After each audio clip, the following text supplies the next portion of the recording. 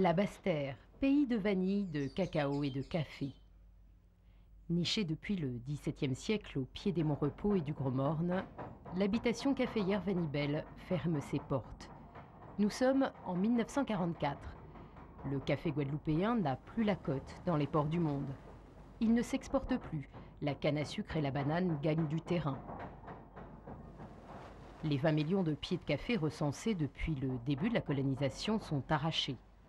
Les machines cessent de tourner et on va les oublier pendant plus de 50 ans.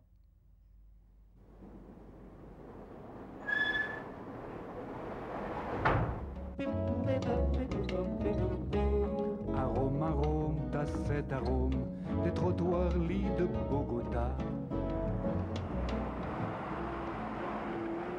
Ah oui, c'est le jour J aujourd'hui. Parce que là, je peux vous dire que je tremble, je suis très inquiet. Parce que bon, ça fait plus de 20 ans que je marche après ce projet. Ça fait plus de 20 ans que je monte, je descends pour trouver comment faire démarrer cette bonifrie. Pourquoi? Parce que là, je dois aller voir le maire pour l'autorisation de l'eau. Et si jamais le maire venait à me dire non, eh bien, tout câblement en baril, là, comme on dit chez nous.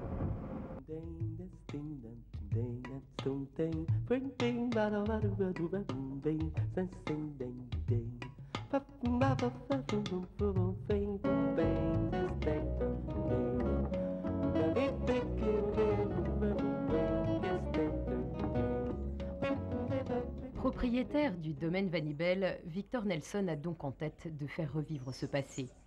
Dans les années 30, le café, qui occupait une place importante dans l'économie de la Guadeloupe, est encore présent, mais il ne joue plus qu'un rôle secondaire. Les caféiers détruits par le cyclone de 28 ne sont pas replantés et le café guadeloupéen, longtemps considéré comme l'un des meilleurs cafés du monde, va disparaître peu à peu. Ces caféiers ont disparu tout simplement pour des raisons économiques. Comme après la Seconde Guerre mondiale, la main-d'œuvre guadeloupéenne est devenue chère par rapport à la main-d'œuvre des pays en voie de développement, ce qui fait que progressivement, le café de Guadeloupe est devenu et coûtait un prix excessif. Ce qui fait qu'en définitive, ce n'était pas rentable et les bananiers ont remplacé très rapidement les caféiers. Ça y est, c'est dans la poche. Je reviens de la mairie et c'est accepté. Le maire m'a suivi. Oui, je suis délivré, je suis vraiment content. Comme on dit, Dieu merci.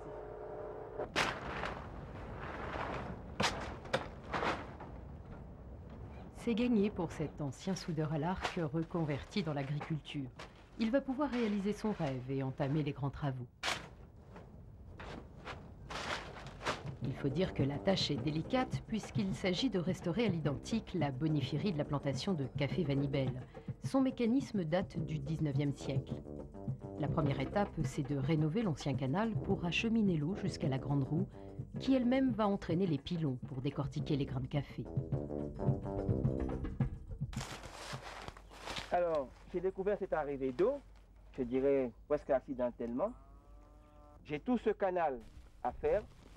C'est surtout l'étanchéité et aussi enlever toute la terre qui est dedans. Parce que là, il y a un sacré boulot à faire. Et pour amener cette eau jusqu'à la bonifierie. L'ancien canal prend sa source dans la rivière du Plessis, qui descend la vallée de Vanibel jusqu'à la mer, 4 km plus bas. Le captage d'époque a été détruit et emporté par le cyclone Louis en 1995.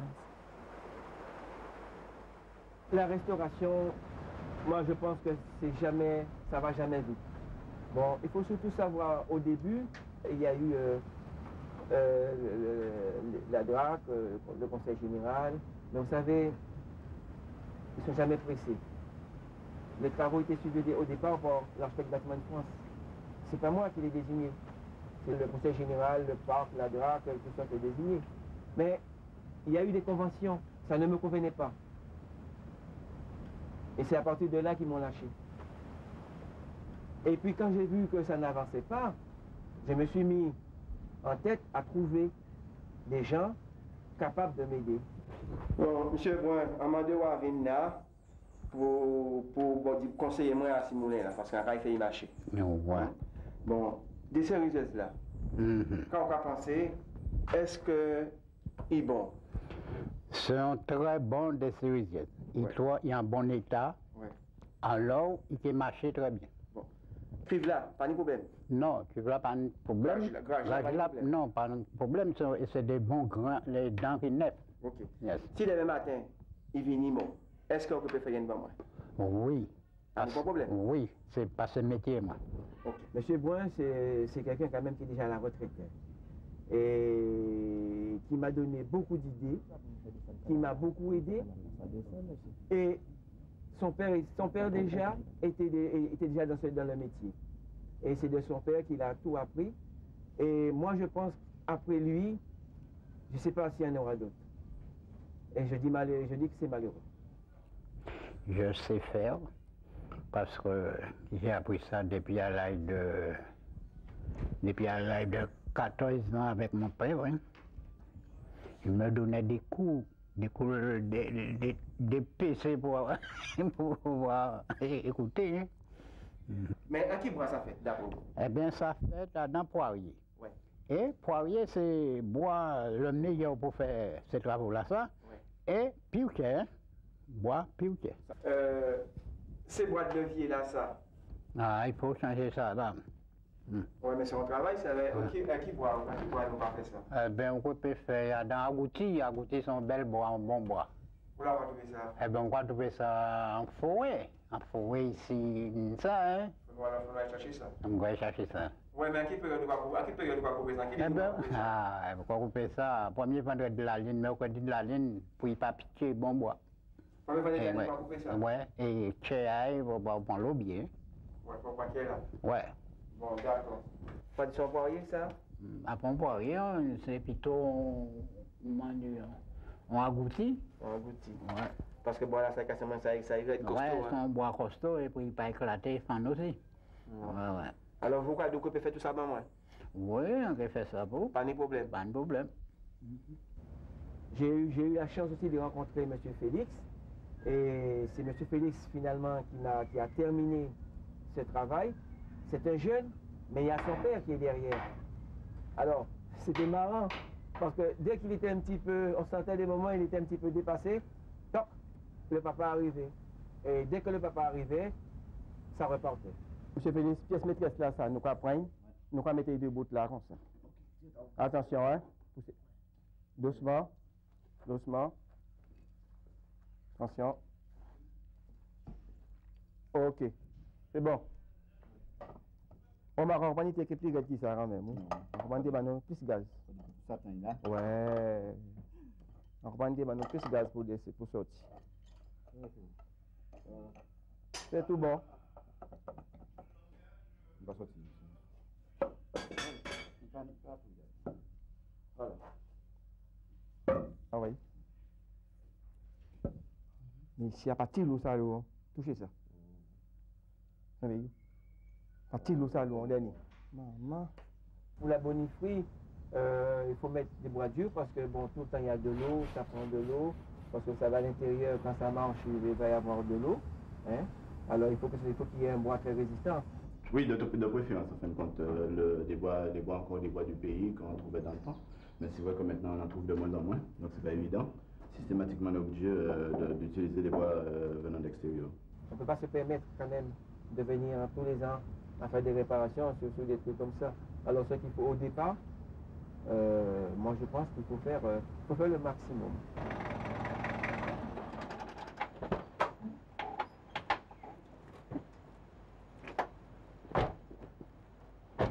Ah, monsieur Nelson. Ça va? Ça va bien? Ah, ça y est, comment ça va? Ça va? Ça va. Calme. Tu veux porter bien là-bas, moi? Oui, nous allons tout bas là. Aujourd'hui, Victor doit se fier au savoir-faire de ses hommes. Les plans et les schémas de l'ancienne habitation n'existent pas.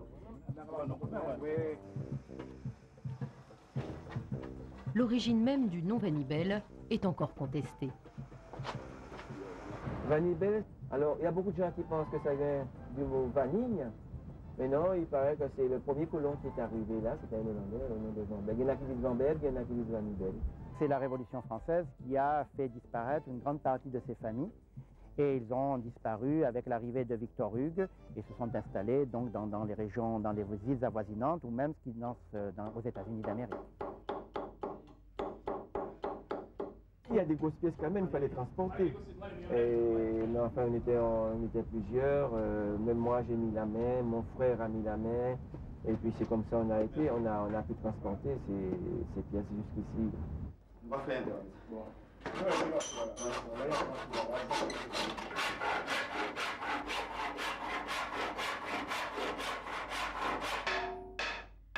De l'idée à la restauration de la bonifierie elle-même, le propriétaire de Van Nibel a attendu 7 ans pour voir enfin tourner la grande roue à godets.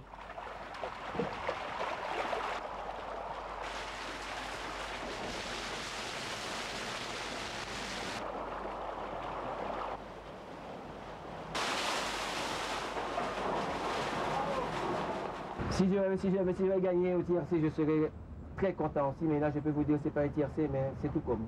C'est superbe et ça prouve quand même que les anciens quand même ils avaient beaucoup de choses quand même. Et je dis moi, surtout ce ne sont pas des trucs à laisser partir.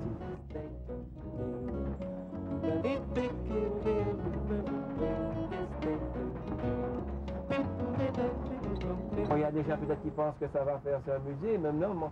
Dès l'année prochaine, je vais faire travailler ma bonifierie, je vais déceriser mon café là, ça c'est sûr. Un placement gagnant donc, mais aussi un projet pédagogique qui enchante les experts. C'est parfait, hein, c'est refait à l'identique. On n'a pas rajouté, on n'a pas enlevé, on a conservé, on a fait comme c'était au départ. Exactement. Exactement.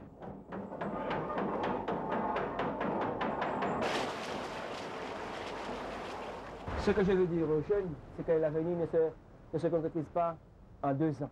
Moi, j'ai mis 30 ans. Aujourd'hui, j'ai 60 ans. Eh bien, je suis heureux. Et puis, à eux de jouer. L'île compte encore une trentaine de petits producteurs de café. Seul Van Nibel fait à nouveau tourner sa roue.